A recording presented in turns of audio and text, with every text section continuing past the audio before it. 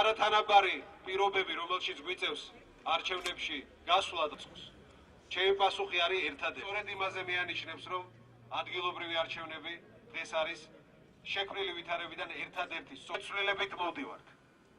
დღეს მე აუცილებლად მიდით არჩევნებზე და უთხარით არა ამ ხელისუფლებას. ხელისუფლებას, რომელმაც 6 წლის განმავლობაში ამდენი უსამართლობა გვაჩვენა, ამდენი უკანონობა გაჩვენა.